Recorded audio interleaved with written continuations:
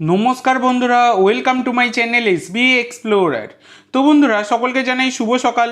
তো আজকের ভিডিওতে কিছু গুরুত্বপূর্ণ বিষয় নিয়ে আলোচনা করতে চলেছি। তো যারা চ্যানেলে প্রথমবার এসেছো অবশ্যই সকলে একটা করে সাবস্ক্রাইব করে দিও। সাবস্ক্রাইব করা সম্পূর্ণ ফ্রি, তাই এই ধরনের আপডেট পেতে চাইলে অবশ্যই সকলে একটা করে সাবস্ক্রাইব করতে ভুলো না। তো বন্ধুরা, গতকালকে আমি একটাও ভিডিও দিতে পারিনি, সেই কারণে তোমরা অনেকেই পোস্টও করছিলে। তো গতকাল হঠাৎ করে আমার ছোটো মাসি মারা যাওয়ার জন্য আমি কিন্তু কালকে কোনো ভিডিও দিতে পারিনি। মন মেজাজটা একদমই ভালো ছিল না, কোনো রকম মানসিক পরিস্থিতির মধ্যেই ছিলাম না যে আমি ভিডিও দেবো কোনো রকম, তাই গতকালকে আমি একটাও ভিডিও দিতে পারিনি।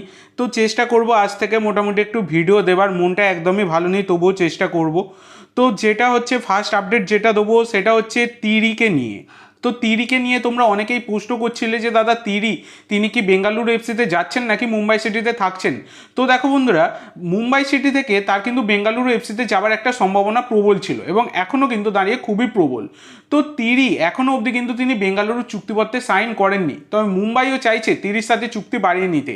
আর এদিকে বেঙ্গালুরু এফসিও তার সাথে কিন্তু কথাবার্তা অনেক দূরই এগিয়ে ফেলেছিল, কিন্তু মুম্বাই চ্যাম্পিয়ন হওয়ার পর থেকে ব্যাপারটা কিন্তু অনেকটাই আলাদা রকম হয়ে গেছে যে তিনি মুম্বাইও থাকতে পারেন, অনেক জায়গা থেকে এই রকম দাবি করা হচ্ছে। কিন্তু দুদিন আগে তিরি এবং জাভি হার্নান্ডেজ দুজনে কিন্তু একসাথে একটা ছবি পোস্ট করেছেন, যেটা তারা স্পেনে একসাথে তারা একটা ছবি পোস্ট করেছেন, যেটা কিন্তু জাভি হার্নান্ডেজও তার সোশ্যাল মিডিয়ায় শেয়ার করেছে এবং এদিকে তিরিও কিন্তু শেয়ার করেছে, যেটা থেকে অনেকটা এইরকম একটা ইঙ্গিত দিচ্ছে যে পরবর্তী মরশুমে বেঙ্গালুরু এফসির জার্সি গায়ে খেলতে দেখা যেতে পারে তিরিকে।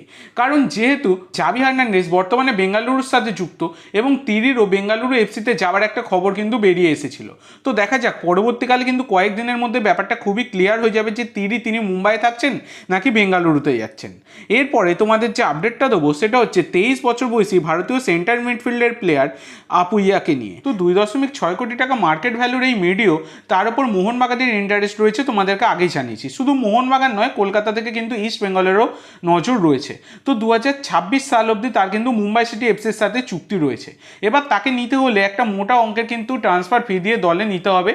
তো সেইটা কিন্তু মোহনবাগান এইসব ক্ষেত্রে তোমরা জানো কখনোই পিছু হাঁটে না। তো ইস্ট বেঙ্গলের থেকেও ভালো অফার কিন্তু মোহনবাগানের রয়েছে। তবে হ্যাঁ, অনেক জায়গা থেকে এটা দাবি করা হচ্ছে যে তিনি নাকি আপুইয়া তিনি মোহনবাগানে কনফার্ম হয়ে গেছেন। তো দেখো, এটা কনফার্ম একদমই হননি, এইটা পুরোপুরি ফেক নিউজ। এখনও অবধি কনফার্ম হয়নি। মোহনবাগানে ইন্টারেস্ট শো করেছে, কিন্তু ফর্মাল অফার অবধি এখনও অবধি পাঠায়নি। ইন্টারেস্ট শো করেছে, এটা একদমই সত্যি কথা। এনকোয়ারি চালিয়েছে, ইন্টারেস্ট শো করেছে।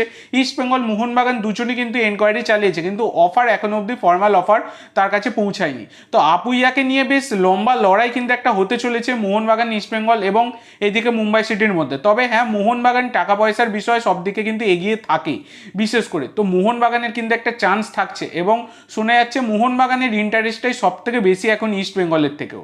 তো দেখা যাক পরবর্তীকালে এই বিষয়ে কনফার্মেশন এলে তোমাদেরকে জানিয়ে দেবো। তো এরপরে তোমাদের যে আপডেটটা দিতে চলেছি সেটা হচ্ছে নোরা ফার্নান্ডেজকে নিয়ে। তো নোরা ফার্নান্ডেজ হচ্ছেন একজন 25 বছর বয়সী ভারতীয় গোলকিপার, যার মার্কেট ভ্যালু 60 লাখ টাকা। বর্তমানে তিনি আই লিগের ক্লাব আইজল এফসির হয়ে খেলছিলেন এবং এই 2024 মে মাসেই তার কিন্তু চুক্তি শেষ হয়ে যাচ্ছে। তো এই গোলকিপার সালগাঁওকার আন্ডার 18 দল থেকে উঠেছেন, তারপর চার্চিল ব্রাদার্সে খেলেছেন, তারপর আইজল এফসিতে। এবং এই সিজনে আই লিগে 17টা ম্যাচে 22টা গোল কনসিড করেছেন এবং 5টা ক্লিন শিট রাখতে পেরেছিলেন এই গোলকিপার। তো এই গোলকিপারকে কেরালা ব্লাস্টার 3 বছরের চুক্তিতে কিন্তু সাইন করিয়ে নিয়েছে এবং ডিল ডান করে ফেলেছে। তো ব্যাপারটা হচ্ছে নোরা ফার্নান্ডেজের উপর আইএসএল এর বেশ কয়েকটি ক্লাব কিন্তু ইন্টারেস্ট শো করছিল। তো বর্তমানে কিন্তু কেরালা ব্লাস্টার বাজিমাত করে গেল।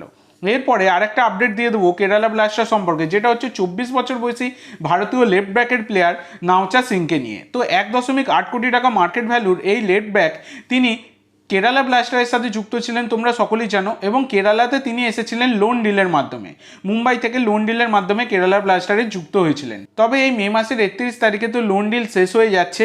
তো শোনা যাচ্ছিল যে তার সাথে এই নাওচা সিংয়ের সাথে কেরালা ব্লাস্টার কিন্তু একটা চুক্তি বৃদ্ধি করে নেবে, পার্মানেন্ট ডিল করবে, আর লোন ডিল তারা রাখবে না।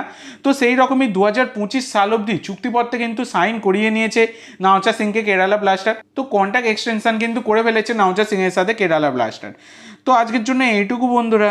ভিডিওটি ভালো লাগলে অবশ্যই লাইক করো, শেয়ার করো। আমার চ্যানেলে প্রথমবার এসে থাকলে চ্যানেলটি সাবস্ক্রাইব করো আর কমেন্ট করে জানাও ভিডিওটি কেমন লাগলো। ধন্যবাদ।